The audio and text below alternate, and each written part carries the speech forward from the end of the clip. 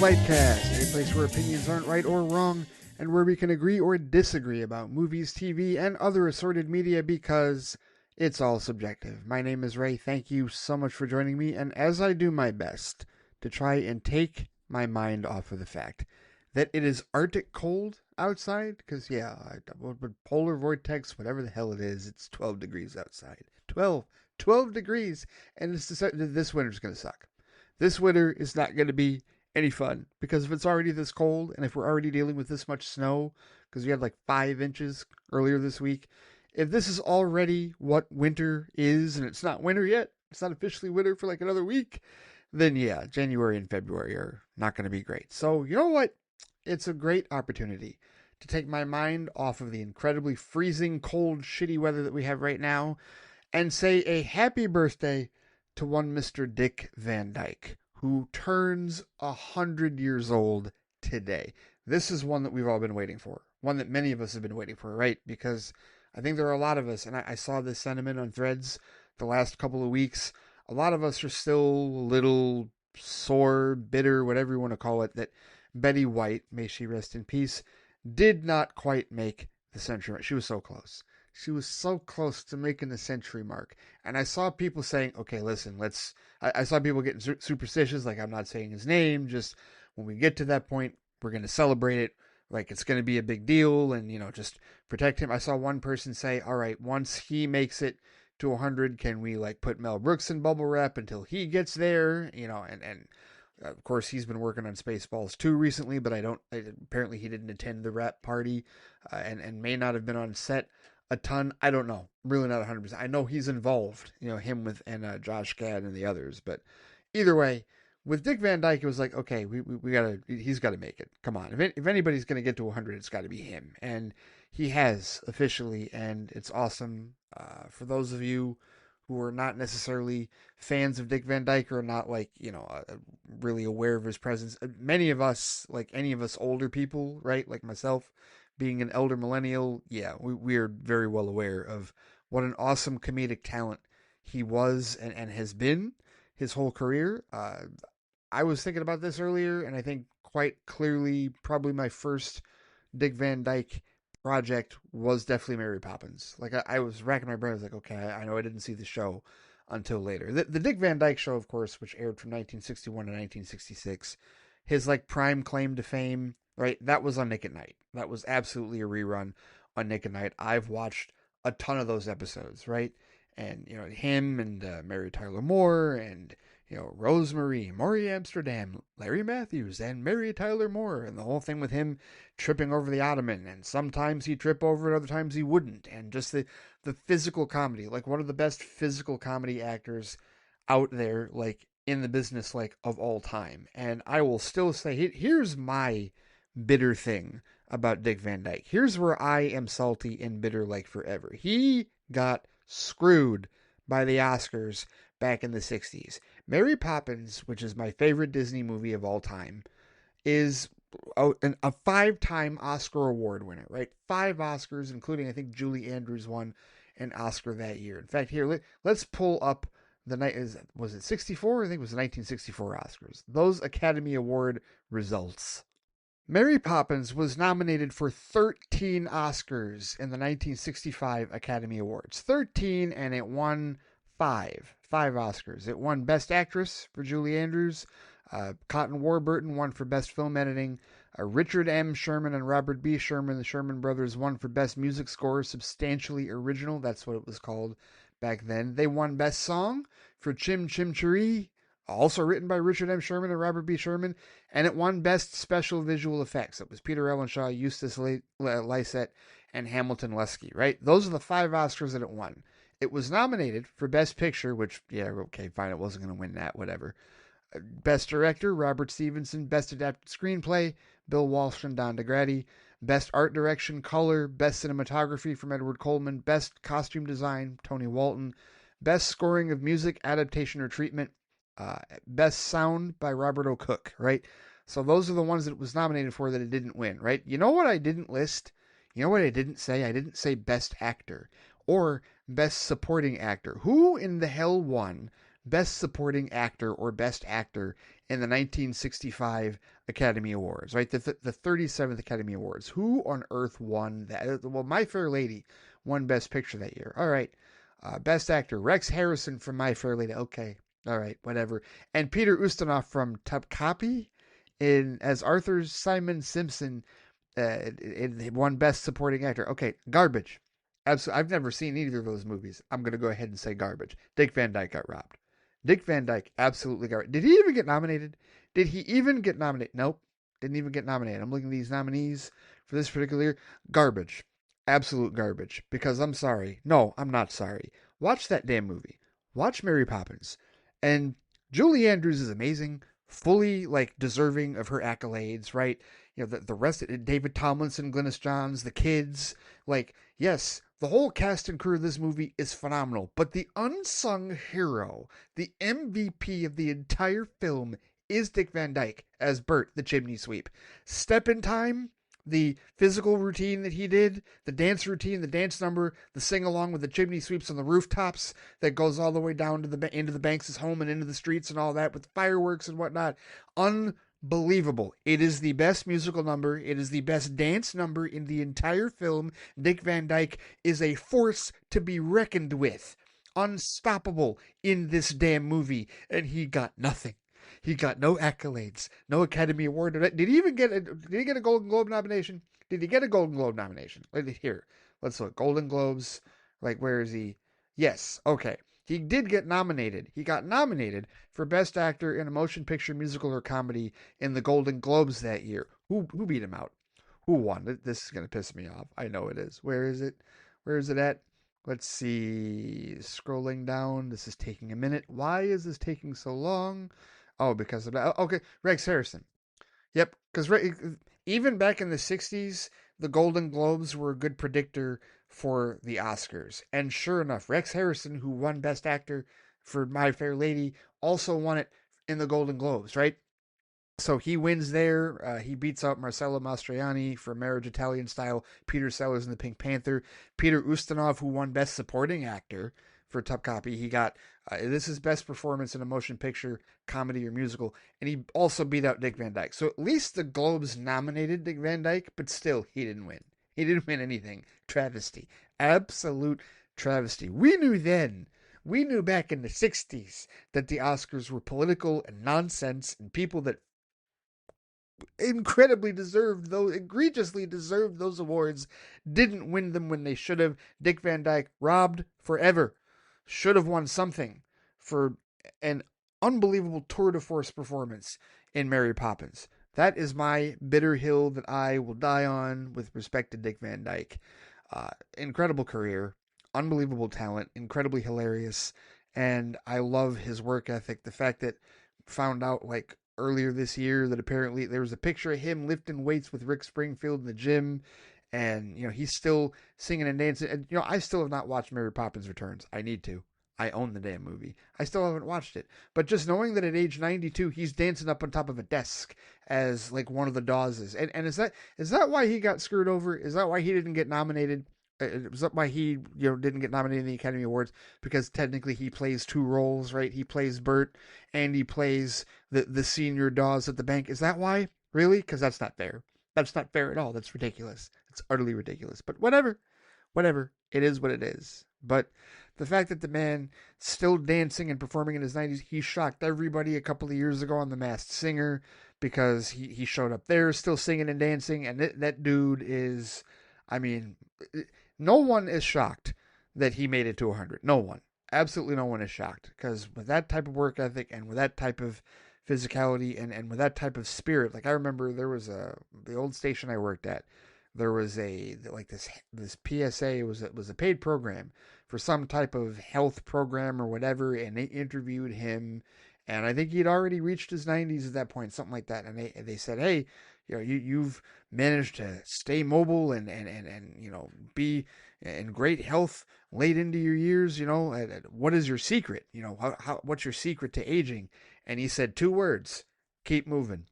That's his secret. Keep moving. And he's right. He's absolutely right. Because as we get older, You get less mobile, you don't move around, you don't work out, you don't walk as much as you do, you sit, you get sedentary, and that's when the bones and all the joints and everything else and the knees, the knees, especially as people get older, the knees don't act the same way that they used to when you were younger.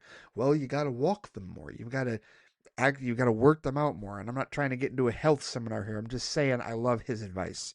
And I think it's great advice. And quite honestly, if I want to get to be 100 myself, I should probably do the same and probably adopt some other habits, and quit some other poor habits that I may have health wise. But he is an inspiration. Dick Van Dyke is absolutely an inspiration, a incredible talent, and just utterly hilarious.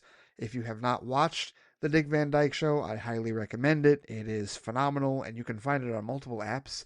You can even find it on free apps these days. Just Google Dick Van Dyke Show streaming. You'll find it. You'll definitely find it in a bunch of different places, to be honest with you. Hilarious show. If you love classic sitcoms, especially some of the older black and white ones, it was like one of the last black and white ones as well. Really good, really awesome, and I mean, so many credits. The Diagnosis Murder, obviously. He was part of the Carol Burnett show for a good while. Like, just incredible, unbelievable. Happy birthday to him. May he continue on as long as he wants to continue on. Seriously, just really, really hope that he's continuing to do well. Just awesome, awesome, awesome. Dick Van Dyke, 100 years old as of today. Fantastic. Utterly fantastic. I had to start the show with that. I had to. I absolutely had to talk about that. There was no way I could ignore that because seriously, Dick Van Dyke is like one of my favorites without question. So there you have it to start off the show. Now, before getting into the crux of the big stuff that I want to talk about for this particular week, and it's really just DC related stuff because yes, we did have some reveals, right? Not just a trailer, but also a clip, if you will, with respect to the future, the very immediate future of the DCU that I definitely want to talk about. And of course, we got to talk about the stupid ass fan reaction because plenty of that with respect to at least the trailer. I don't think I've heard a whole lot about Lanterns, but either way, actually, no, I did see one stupid thing about Lanterns, but we're going to talk about that. Supergirl trailer and Lanterns, Supergirl teaser trailer and Lanterns. But of course, before diving headfirst into all of that, I want to remind everybody listening to this show, if you've never heard it before, that you can find this show and my other shows at theflightcast.com or wherever it is that you get your podcast, whatever app it is that you use. You can find this show now on Saturdays. You can find Flight Chat, our feedback show, on Sundays where people send in emails and feedback and I respond to that. There's at least one pretty substantial email with respect to the whole Warner Brothers Discovery thing that I'm going to be responding to for sure because John and I have already been talking about it on Threads. And I think there's also some scattered reaction to the Supergirl trailer as well, and probably some thoughts on the Lanterns clip, indeed. So that's on Sundays. We're pretty much doing weekends here with respect to the record schedule. And then other episodes of other shows like Flight Review, Flight Box, and Flight Alert will pop up at some point during the week, if you will, whenever time permits. But you can definitely look forward to this show on Saturdays and Flight Chat on Sundays going forward. And that's topside here on the main show. If you want to go over to Patreon, patreon.com/theflightcast, that's where you can get access to all the bonus stuff, the bonus episodes of Flight Review, the bonus episodes of Flight Box, the Flight Fright show that I did back in October where I watched a bunch of spooky season movies. And starting today, probably sometime after the posting of this episode, you will be able to listen to the very first episode of this year's 12 Days of Flight Review. And I've started with a doozy. Because, in the grand scheme of is Die Hard a Christmas movie or not, and of course, I feel like I settled that 10 times over, and I reviewed that last year for 12 Days of Flight Review. Well, I've got another one that people apparently argue about, but I feel like a lot of us don't necessarily argue. The sultry, sinful Batman Returns. Yes. Is it a Christmas movie or not? Well, I, generally speaking, think that it is. We'll dive into that with respect to the first episode of 12 Days of Flight Review. So between now and Christmas Day, between now and I think the last one will be on Christmas Eve if I've lined up, if my math serves me well, a new episode of Flight Review specifically geared toward Christmas movies, and this is going to include the 5 movies that I meant to review at the end of 12 Days of Flight Review last year, and it didn't happen because I got sick, and I didn't end up recording any of those. So pretty much re-racking those and adding a couple of new ones as well that I will be talking about this year. So stay tuned for that starting today, going all the way till Christmas. 12 days of Flight Review, a new episode of Flight Review for the Christmas season every day on patreon.com/theflightcast between now and Christmas. Hope you all enjoy that. Thank you so much to those of you who are subscribers, very loyal subscribers to Patreon. Cannot thank you enough for your support. Hope that you're enjoying the bonus content and hope that you're looking forward to more. And I hope that you do enjoy 12 Days of Flight Review this particular Christmas season. And stay tuned for more bonuses, if you will, going forward. All right, let's talk about the Supergirl teaser trailer. First things first, I dig it. That's really the best way for me to really like approximate my feelings on it. I dig it. I'm not necessarily like blown away and like, oh my goodness by it, but that's only because like for me, like this isn't a character. Supergirl is not necessarily a character that I'm like, oh my goodness, I can't wait. This is big. And part of that is probably because I still haven't read Woman of Tomorrow yet. And I still intend on reading Woman of Tomorrow before this movie releases. I've got months. I have time. I can read that damn comic. I can get get on DC Universe Infinite or get the trade paperback. That was disappointing, by the way. And Jared, I do appreciate you trying to help me out because he let me know that apparently, and I saw this too when they were doing the free trial thing last month, between Marvel Unlimited and DC Universe Infinite. I did see the posting, the email that said the free trade paperback that you get for being an ultra subscriber to DC Universe Infinite. This year it is Supergirl Woman of Tomorrow, which again, the marketing, I mean, come on, the marketing and the synergy, which is definitely a part of this teaser trailer that I do want to talk about here in a bit, is just on point. DC Studios, I really have like no complaints with respect to how they're handling marketing for their franchise so far up to this point, right? But the problem with Supergirl Woman of Tomorrow is you have to be an annual Ultra subscriber. And I know Scott is, and I'm sure Jared is, and a number of others, but I am just monthly. I am not annual as of yet. So, yeah, can't get that one. But it's okay, because seriously, I still have access to it digitally. I'm going to read it. I am going to read it, and see exactly what the genesis of this is coming from. But I have never been like a massive Supergirl fan. The most Supergirl content that I've watched is the CW show.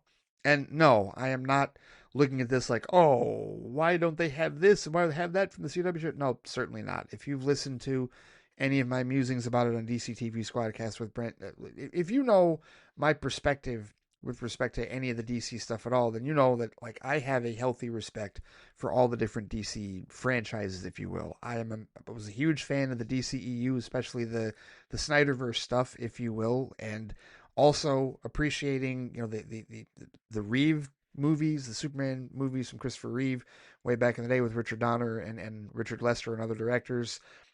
Also, countless shows, Batman the Animated Series, that type of thing. Like my respect and my appreciation, my fandom for DC content really doesn't have a whole lot of limiters, but I do have like a limited like supply of knowledge. I'm still a novice. There's a lot of Supergirl comics I have not read. In fact, I don't know that I've read any like Supergirl specific comics unless there was one in Rebirth. If there was a Supergirl Rebirth that I read, like in that first year that those issues were coming out, I don't remember it. I may have. It's entirely possible that I did. But either way. So I can't say that this is one where I'm like, oh my goodness, this looks, I can't wait for this. But it does look good. It absolutely does look good. What complaints do I have for this trailer? First of all, I like the grittiness of this trailer. We were looking for this to be maybe not directly the antithesis of Superman, but very much not like Superman, right? And there's so many schools of thought with this, with respect to how you treat Kara Zor-El as opposed to how you treat Kal-El, the last son of Krypton. And it's interesting because, I don't necessarily hear a ton of people gatekeeping Supergirl, and they don't really, like, when you have a character that isn't Superman, and there's two ways that people can approach it. Either you don't know the history of the character and you expect that it's just going to be the female version of Superman, or you don't really care about what they're doing because either you do know the history of the character and you know that she's not Superman and that she has a very different plot line that she goes down, and you're open to whatever they decide to do. It's fair game because you don't have nearly the same amount of expectations for Supergirl that you would for Superman in that regard. And so you're okay with them taking chances and going in a different direction and whatnot. This Supergirl, obviously, that Millie Alcock is going to be playing is not going to be anything like the version that I saw for 6 seasons on the CW, played well by Melissa Benoist. And I, again, enjoyed that version of the character and I enjoyed that show. Look, if I even go back to, like, here's a statement that I thought. I thought about this the other day. And I said, as far as Supergirl interpretations, is there a Supergirl interpretation that I don't care for? And the answer is no. I actually do like all the Supergirl interpretations that I have seen. And if we're going down the list as far as the live action ones, right, going in reverse order, obviously, yes, I dug Sasha Calle's version, that was connected to the Snyderverse, if you will, in the DCEU. I just mentioned I enjoyed all 6 seasons, even though I didn't finish season 6. I got to go back and finish the final season of Supergirl. But I did enjoy that show with Melissa Benoist. I didn't have any issues with how she played the character.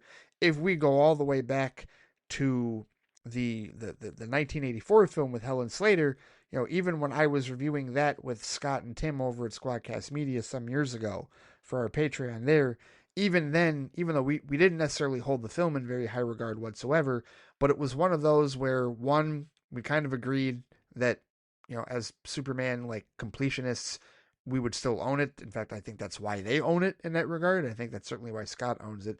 But also that Helen Slater was hardly the problem with respect to that film. She just wasn't. Like, they didn't give her a lot of, story and a whole lot for her character to do, but she was great. Like, she was fine. Like, we didn't have any issues with her portrayal of the character. It was just the story and everything else surrounding it that really wasn't that great, with the exception of Jerry Goldsmith's score. His stuff was always awesome. May he rest in peace. So it's not like there's any Supergirl interpretations that, like, I don't dig. Like, I didn't like when they did this. I didn't like when they did that. So I'm not holding Millie Alcock to any type of personal standard whatsoever. And this one's very different. This approach clearly is very different. And they keep talking about it being an anti-hero approach.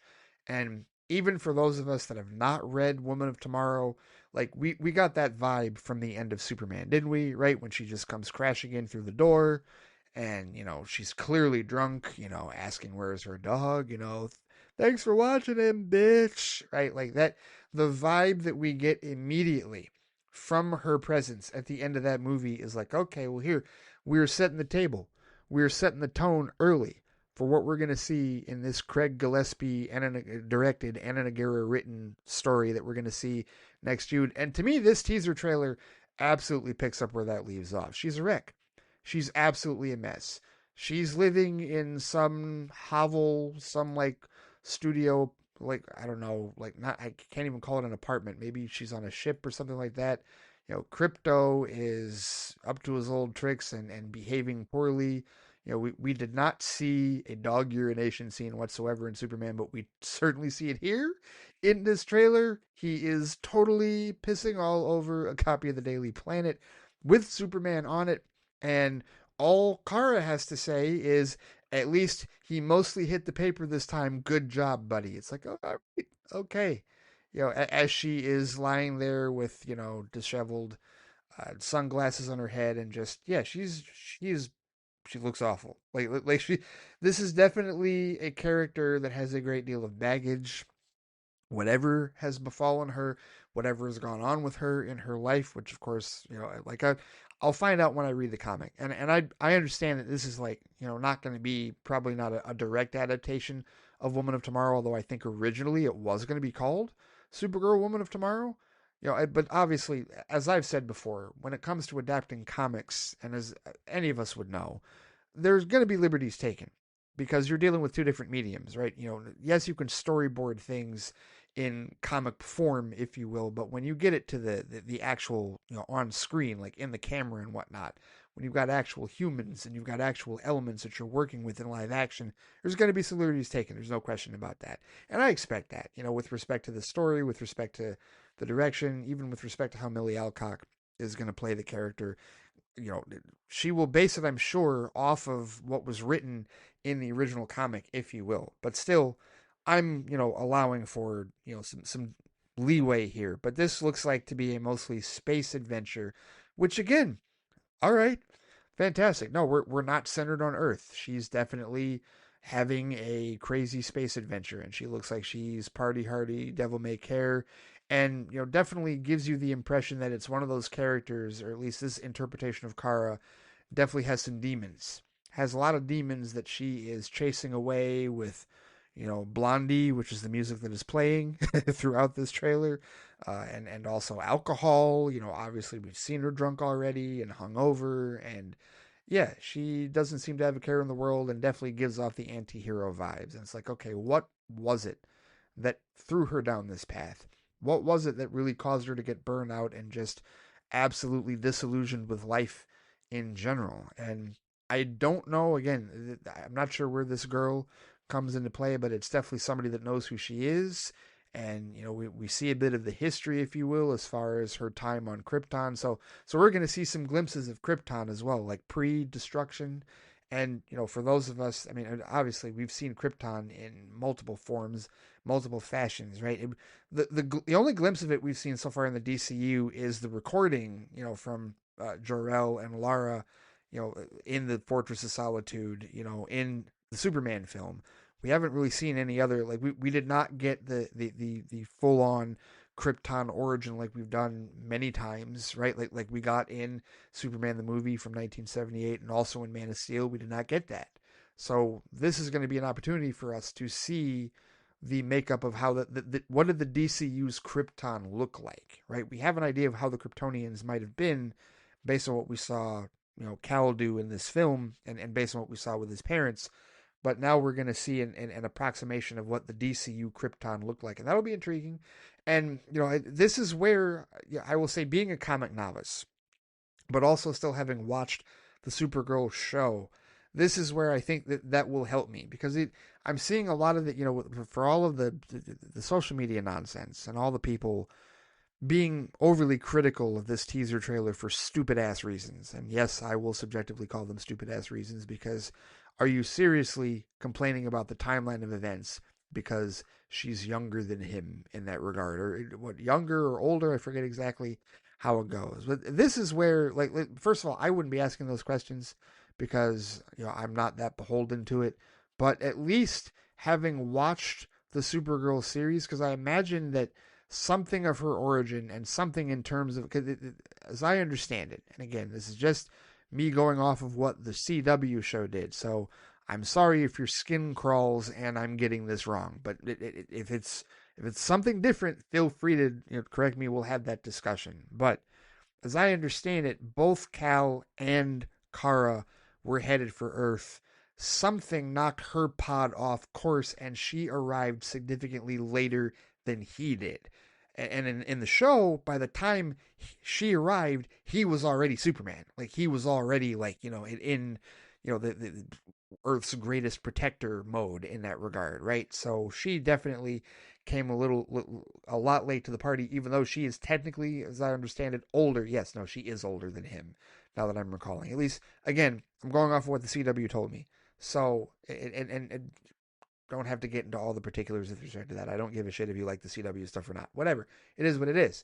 But as far as the timeline is concerned, I don't have those questions, because if she's still older than him here, which I imagine she is, then I understand it. It's probably some variation of the whole, she arrived later after he was established and all that and whatnot. So yeah, I'm not bothered by that whatsoever.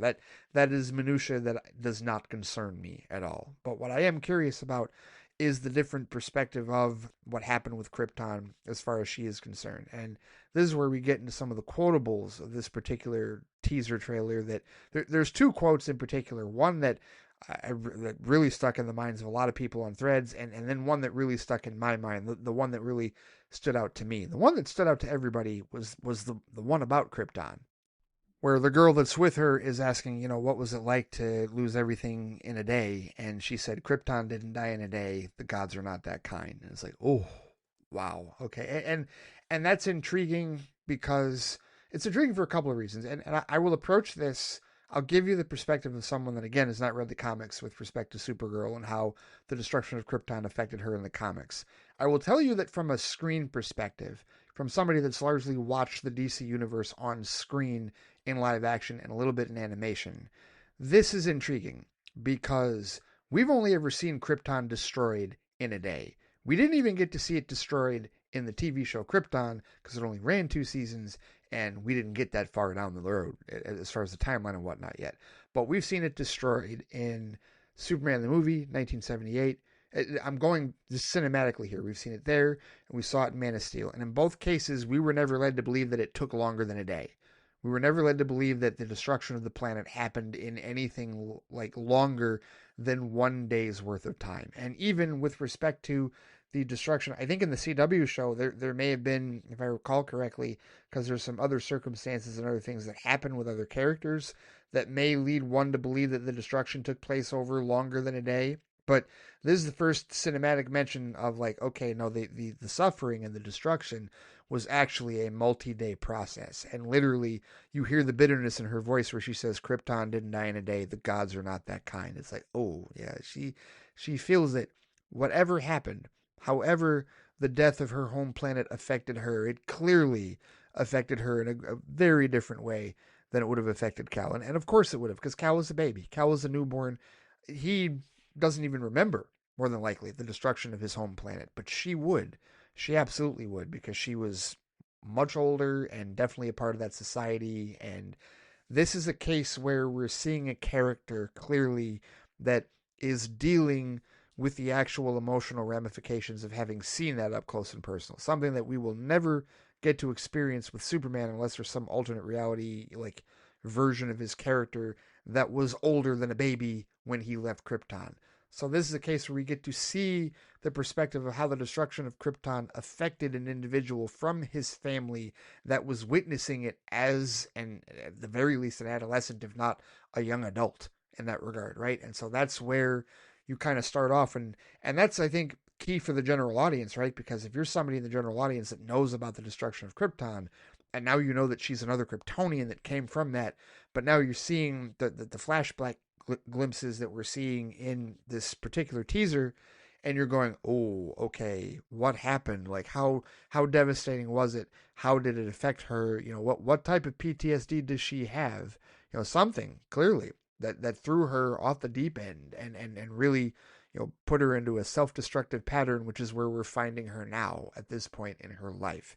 And that leads into the quote from the teaser that stuck out to me rather, which is the whole thing where the girl is asking her about Superman, and she says, he sees the good in everyone, and I see the truth. And that's, and just the way that she said it, he sees the good in everyone, and I see the truth. Like, there's a finality with respect to how she delivers that line, and again, it serves to inform whatever perspective she has on life with respect to, you know, how the whole destruction of Krypton affected her, and what she has seen since then in the galaxy, what she's seen since then from people, how it has informed her perspective on how to deal with people. And it's a very different perspective, as I've said, you know, as we know, it's a very different perspective that the both of them have, and how those perspectives were informed, how they came to be, how they evolved the way that they are. It really does speak to a different level of depth and dimension that we may potentially be seeing from Millie Alcock's version of Supergirl. And that to me is intriguing. And I'm very curious to see exactly like, you know, how the script goes and how the story goes, because it's an opportunity to give a character like this layers, emotional layers and development layers. And I expect that we're going to go on a journey with Kara Zor-El. I expect that where she is at the end of Superman, where she is at the beginning of this Supergirl film, is not going to be where she's at the end of the Supergirl film, right? Like, I imagine that she's going to make a progression. At least that's what I hope.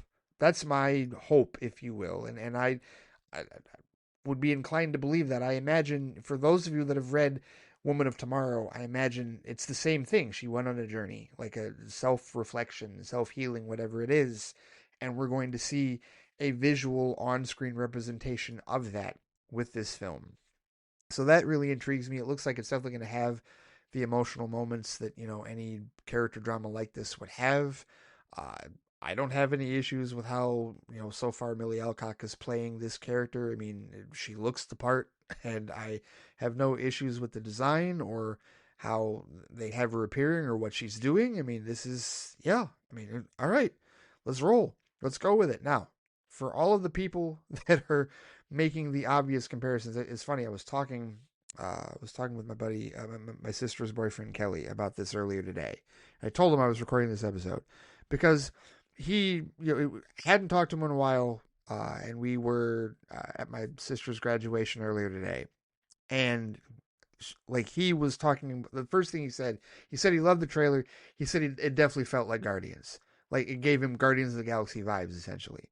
And what's interesting about that is that like I immediately like recoiled at that because obviously that's what we're dealing with on social media, right? When you hear that, when you hear somebody say, "Oh, it's Guardians of the Galaxy," like it's that's where the eye twitch starts because it's like, no, it's not Guardians of the Galaxy. And I imagine that anybody that has read Woman of Tomorrow probably feels even stronger, like even more like that's even cringier of a phrase for you, if you will, when somebody just blatantly says, "Oh, it's Guardians of the Galaxy, like Volume 4 or whatever," right?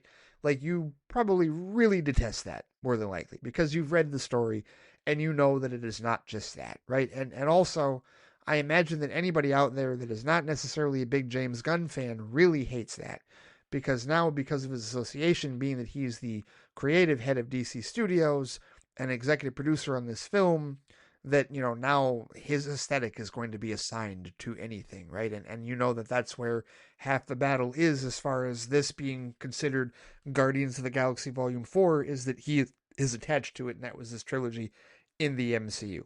So yeah, there's that point of contention where like don't be lazy, don't just assign everything this vibe because it looks like another set of comic book movies that you watched. I will enter this though. I will say this because Kelly did bring up. He said, that he feels that as far, and Kelly's not uninitiated. He's absolutely a fan, just like all the rest of us. He's not general audience. I would not call him general audience. My sister is far more general audience. Both of my sisters are far more general audience than he is. No, he's somebody that has listened to my show. He's listened to Squadcast Media stuff. He's watched Vodka Stream. No, he is initiated. He was suggesting that perhaps when it comes to us being a little on edge with respect to the Guardians of the Galaxy comparison, that perhaps we're in our own heads with respect to that because it's not necessarily a detriment. It's not necessarily an insult. Now, the trolls and the Snyder cultists and all the people on social media that are saying, "Oh, it's just going to be Guardians Volume 4, it's going to suck, whatever, blah, blah, blah." Obviously, there's a negative connotation that you can put on that.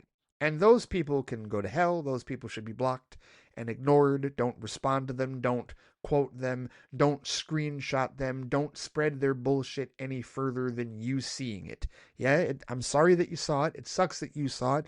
Don't spread it any further for anybody else to see it. Yeah, there's definitely a negative connotation that people can use the Guardians comparison with. However, I will say that going with what Kelly's saying, from a general audience perspective, I get it. And truthfully, perhaps that's a connection that you want the general audience to make. Not necessarily that you want them to think it's going to be a Guardians Volume 4, but just give them the perspective of, like, if it's a point of comparison from marketing perspective, right? Like, okay, this isn't going to be Guardians Volume 4, but if you like those movies, it might give you the same vibe, right?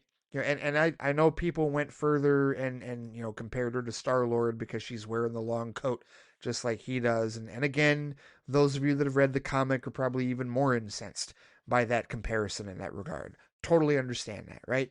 But from a general audience standpoint, it might not be the worst thing in the world. Probably isn't a bad thing to say, hey, yes, this has Guardians vibes. Because look, if we're looking at the trailer, looking at the teaser visually, yeah, it does have those vibes, right? As far as the lighting, as far as the circumstances, right? The scene in particular where they've got all the guns pointed at her and she's fighting some type of riffraff that looks like Ravagers. No, it's not Ravagers, right?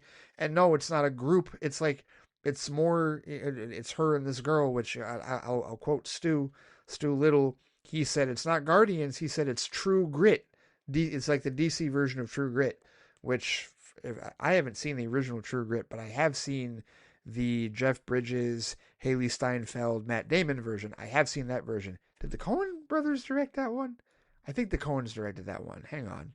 Yes, they definitely did. They did direct that one. So that's the comparison that he made. And if that's what this is, if this is like DC's version of like space True Grit, like True Grit in space, sold. Because I like that movie, and I thought that movie was good. That was my first Haley Steinfeld film. So if that's the type of film we're getting here with Supergirl, if that's what Woman of Tomorrow is, cool, sold. I'm good with that. But there's nothing in here that I think is going to off put the general audience. There really isn't. I think there's more than enough in this teaser trailer to definitely attract the attention of the general audience, especially if they're anybody that enjoyed the Superman film. I am unwilling to make any type of box office predictions whatsoever. I don't know how this film is going to do. And I feel like saying I don't know how this film is going to do is going to be a common refrain with any of these movies because I really don't know. Like in this climate, with the Warner Brothers Discovery stuff, with the industry evolving as a whole, and with whole lots of other media stuff going on, I don't know. I really am uncertain. I know that this movie is going to get a wide theatrical release because even if Netflix does end up being the eventual suitor for Warner Brothers Discovery, it's not going to be the regulatory scrutiny will not be done nearly in time to affect any DC project this upcoming year. 2026 is safe from anything that Netflix may or may not want to do with respect to release schedules and whatnot. So we know Supergirl is going to get the traditional release, if you will, as far as theatrical and whatnot. And, then probably find its way on HBO Max sometime later. But will it be the same type of schedule that Superman followed where, they didn't wait very long whatsoever? What was it, 30 days, if I remember correctly? Before we, or less than that, before we saw Superman. I think it might have been a month. It might have been a full month uh, after theatrical release that we saw Superman on the streaming service. Will that change? Will that be different for Supergirl? I don't know. Uncertain. So I'm unwilling. Like I've seen some people say, well, this is clearly going to do better than Superman. I don't know. I have no idea. It could. It most certainly could. It's really going to come down to that story. It's really going to come down to how people dig the visuals, what people think of Supergirl as a character. There isn't nearly as much pomp and circumstance surrounding Kara Zor-El as there is uh, Cal/Clark Kent, right? Like it's a different set of circumstances in that regard. So this will be an opportunity to gauge where the general audience is with a character like Supergirl, and are there other aspects of the character, are there other aspects of the story that they're going to glom onto to make it a success? I certainly hope so. I certainly do. I root for all of these projects. I root for all the success of all of these projects in the DCU and in the MCU and whatnot. I do not root for anyone's failure whatsoever in that regard. But yeah, your guess is as good as mine as far as what this film is actually going to do and how the general audience is going to receive it. I think there's more than enough in here for them to really enjoy it. And then there's the Jason Momoa effect. First of all, here's my question, because we only get a brief glimpse of him. He's got no lines. We don't hear him say Bastich or anything like that. But how many people in the general audience are going to even know that it's him? I guarantee that like there's going to be some people that are going to be like, "Is that Jason Momoa?" And then you're going to have others go, "No, that's not Jason Momoa," right? And then they'll see his name in the credits and be like, "Son of a bitch, that was Jason Momoa! Holy shit, Aquaman!" Or wherever they saw Jason Momoa from first. In that regard, like that's what they'll attach to it. So how will that help this film? I mean, you hope it helps it a great deal, right? It certainly helped propel Aquaman to $1 billion, but again, that was 7 years ago, pre 2020. The environment is very different now, so we'll see exactly how it goes. I also, this reminds me, as I see like from director Craig Gillespie, this reminds me that I need to watch some Craig Gillespie movies before I see this one.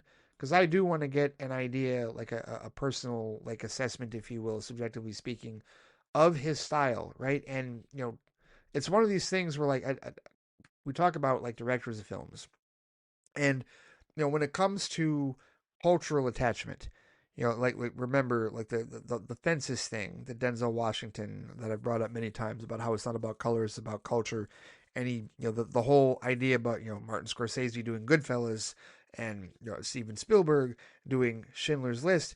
Well, there's definitely been that perception with respect to any female-led films, right? The idea that women are the best ones to direct a female-led film. And I largely agree with that. I most certainly, I mean, who to tell a woman's story better than an actual woman? Without question. But I will say that as a creative, I've always said, there's that part in the back of my head that's like, okay, I agree that women front and center should tell their own stories. But does that mean men can't tell those stories? I say no, it doesn't mean that. And that's what I'm curious about with Craig Gillespie, because obviously his track record, and really it's I, Tonya, and Cruella. Those are the two big ones. I know there's Lars and the Real Girl, and I know there's Dumb Money. Has he got anything else? Like, is that the entirety of his filmography? He doesn't have a long filmography. Let's see, there's Mr. Woodcock, Lars and the Real Girl, Fright Night, $1 Million Arm, The Finest Hours, and then you have I, Tonya, Cruella, Dumb Money, and then of course Supergirl. All right, so not everything that he has done has been female led. In fact, the majority of what he's done has not been female led. However, two of the last three movies he's directed have been female led, right? I, Tonya, and Cruella. I specifically want to watch those movies if I don't get to watch all the Craig Gillespie films. I specifically want to watch those and get an idea for where he might take Kara Zor-El in this particular iteration for this cinematic film, just to get an idea of his style, because I've seen none of these. I've seen absolutely none of these. I haven't even seen he's directed some episodes of television: United States of Terror, My Generation, Trooper, Physical, Pam and Tommy. Oh, okay. All right. Did 3 episodes of that. Mike, Your Friends and Neighbors, The Better Sister, and he's got a new show, I guess, The Husbands, that he's directing 8 episodes of. All right. Hey, he's busy. He's a busy man. Cool. I'm just curious about what his directing style is. I mean, so far, looking at what we've got in this teaser trailer, I see nothing bad. Visually speaking, it looks phenomenal. I like the shading. I like the lighting. I like the camera perspectives. And I am not going to, I'm going to consider the messenger when it comes to anybody comparing this to Guardians Volume 4. Is it someone that is pissing you off?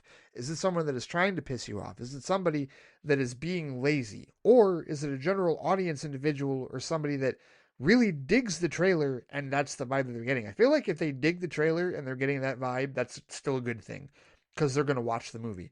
And they're likely going to enjoy what they see if they enjoy this teaser trailer. I feel like the negative asses and the critics and anybody out there that wants to be a rage baiter, if they're the ones making that comparison, well, then consider the messenger. Consider that they are doing it just to piss you off, just to piss us all off in that regard. So that's what I would say with respect to that. And one other thing that I really did want to certainly mention and highlight, this is a thing that we've seen consistently since the inception of DC Studios and really going back to 2023, the year that people want to get on James Gunn because of his effusive praise of The Flash that year. But, what is he going to do? We don't need to re-adjudicate that with respect to, what was he going to do as the head of DC Studios?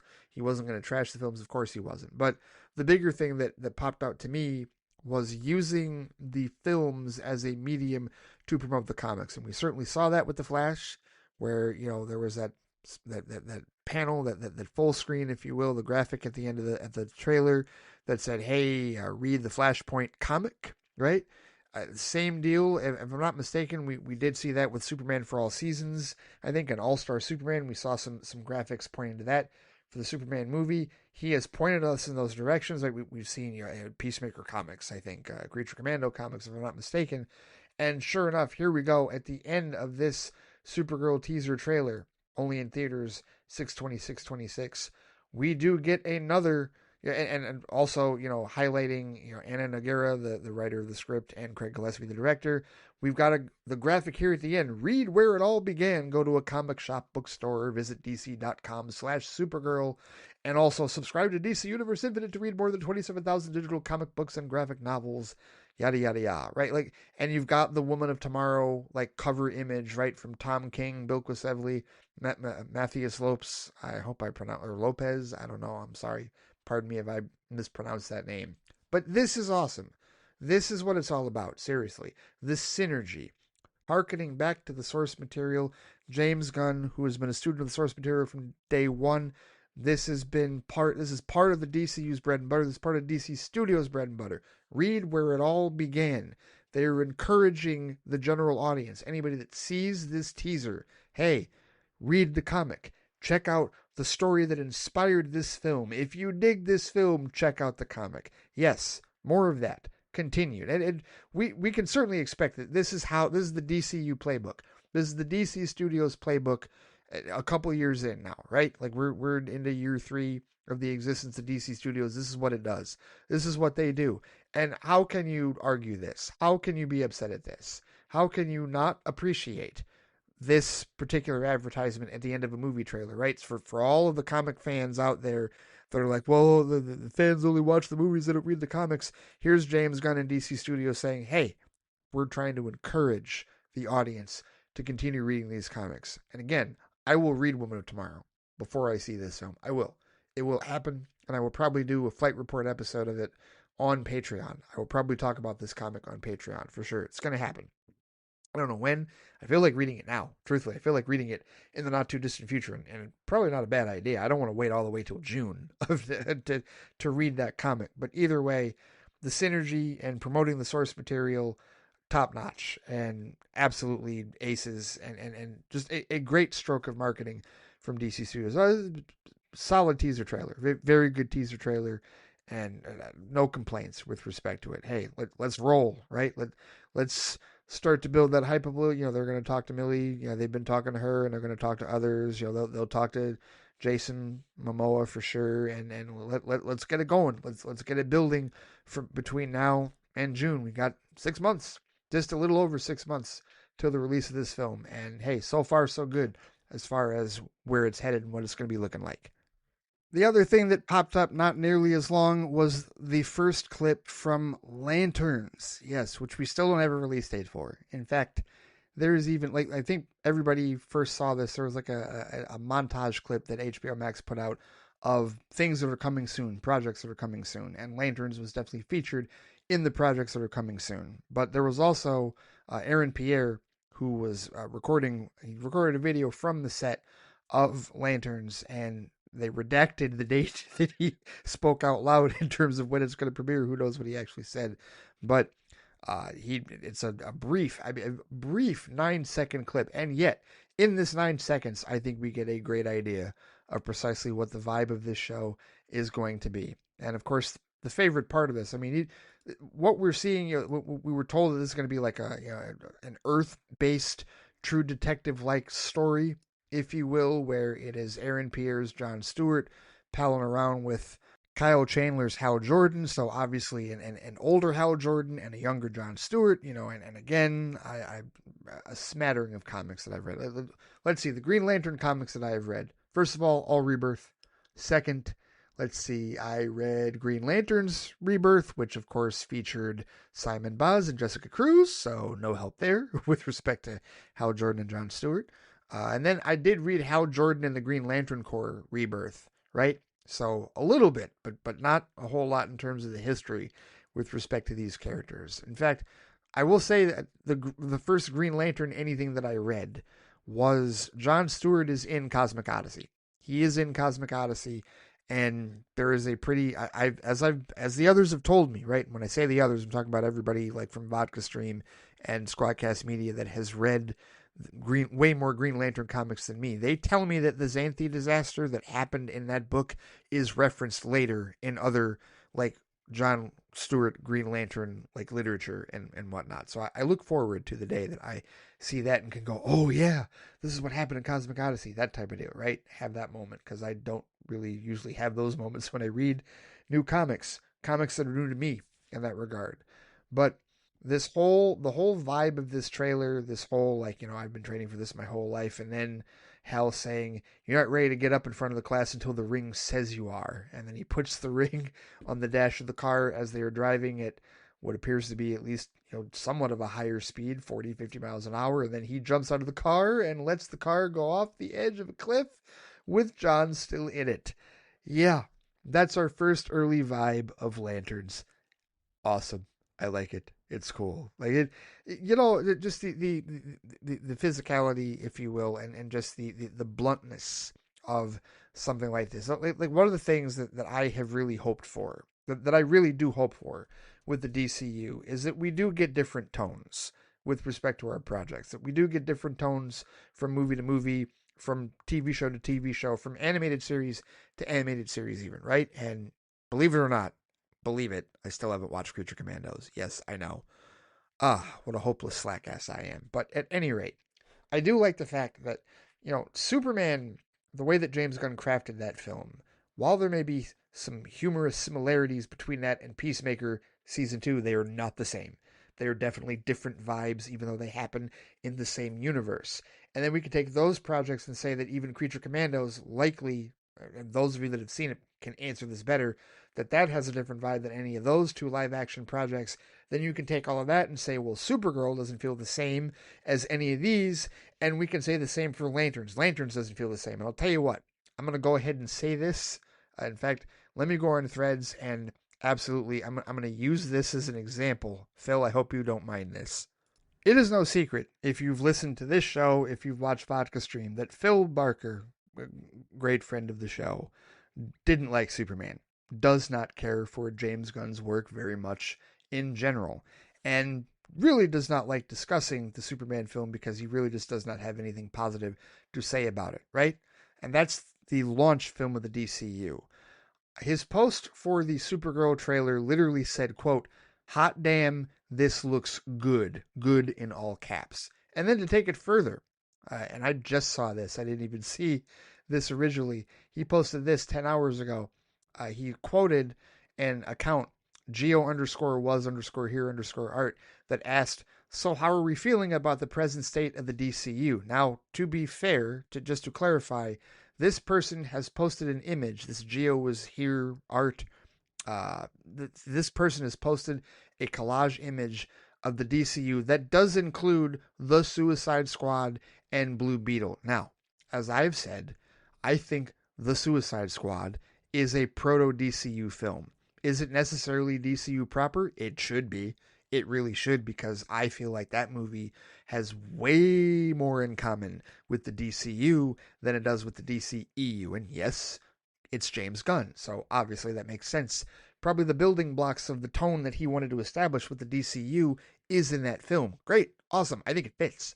I do. I think it fits the DCU perfectly, especially when you bring it up with Season 2 of Peacemaker. I think it lines up quite well. And then we know that Joel Duane's Blue Beetle is also going to be a part of the DCU, and his film is nebulous enough that, it could take place at some point in the DCU. But anyway, he puts that together, this individual does. He puts those two together, the Suicide Squad and Blue Beetle, with an image of Peacemaker Season 2, Superman, Creature Commandos, and of course, the new poster for Supergirl, which, by the way, looks badass. I do like the new poster for Supergirl quite a bit. And so, to answer the question of, so how are we feeling about the present state of the DCU, here's what Phil said. He listed it. He said, "The Suicide Squad completely missed the point of what the Suicide Squad is about." All right. He said, "Blue Beetle was severely underrated. Peacemaker is, and always will be, a joke." Yeah, he didn't really care for that. "Creature Commandos is the best thing James Gunn ever personally wrote." And then he says, "Superman exists, I guess." And then that last line, "Supergirl looks great."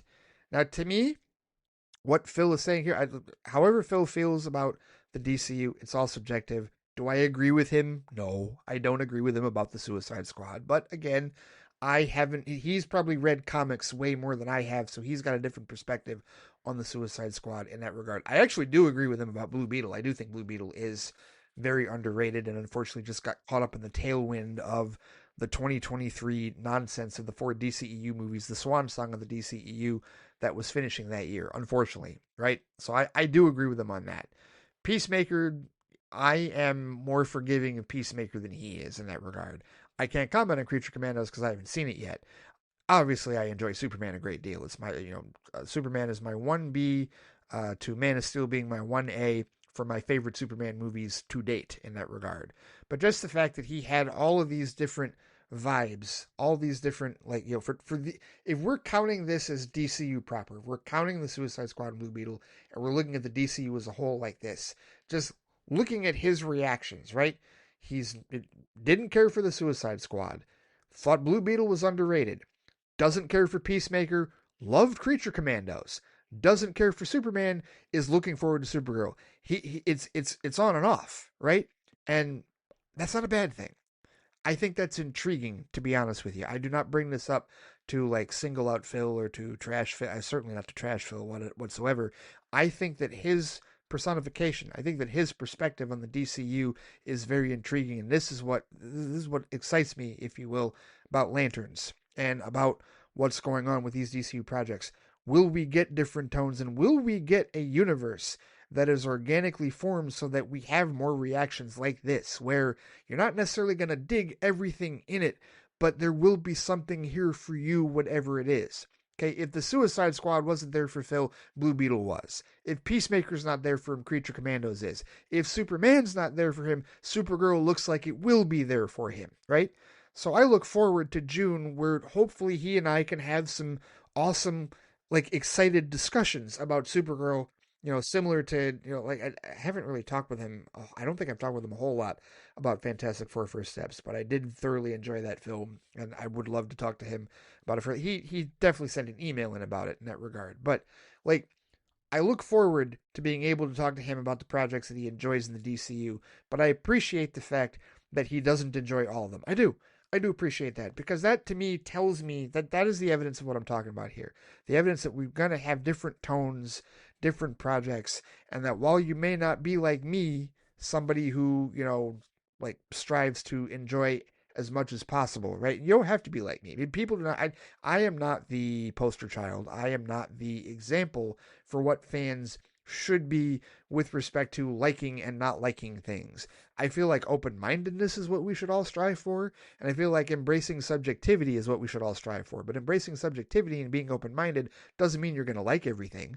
So I am not the tent pole with respect to that. I think somebody like Phil is closer to the median, where you're going to have fans that like certain things about this universe and don't like other things about it, right?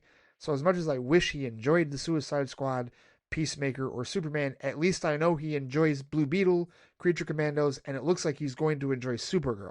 And we'll see what happens with Lanterns, but that is what I want this universe to be. I want there to be different tones, and I want there to be, like, decisively, maybe decisively is the wrong word, but just I want there to be enough of a difference, so enough different flavors, so that it just doesn't feel static. It doesn't feel like you're watching the same thing over and over again, or like this is clearly that, like, we've talked about this with the MCU, and it's very subjective, because we could talk to diehard MCU fans like Brent, and my former podcast brother over at Squadcast Media, and a number of others. And we can talk to a lot of those people that will tell you that the MCU very much has different tones, because this movie isn't like that and that movie isn't like that. And then many of the rest of us can look at the MCU and go, yeah, but it's the same cameras, it's the same color grading, it's the same this, it's the same that, it's all Kevin Feige, yada, yada, yada, right? Very subjective. What I'm hoping for is that we see something even more differentiating between these projects in the DCU than we even see in the MCU, truthfully.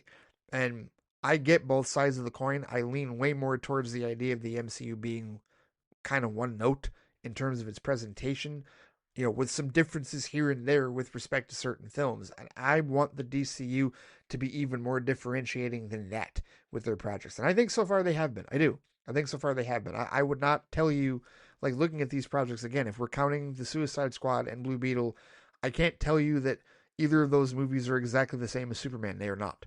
They are not. They are three different films. They really are. And yet they're all, allegedly happening in the same universe, happening on the same plane, if you will, the same multiverse in that regard, right?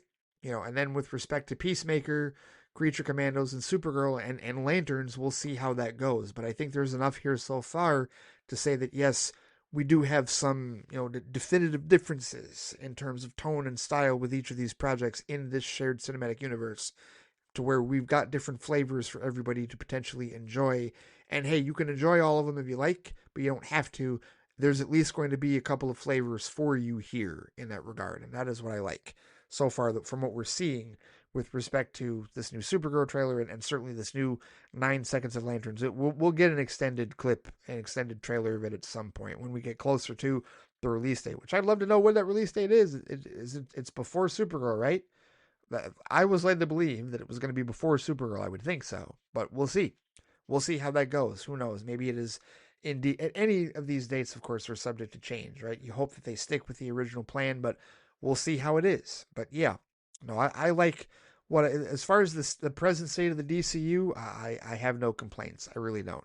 There's only one project out of this that I haven't watched yet, and that's Creature Commandos, and I don't see myself not enjoying it, if I'm being completely honest with you. I don't see a scenario where I don't enjoy that show. on some level. But that's just me.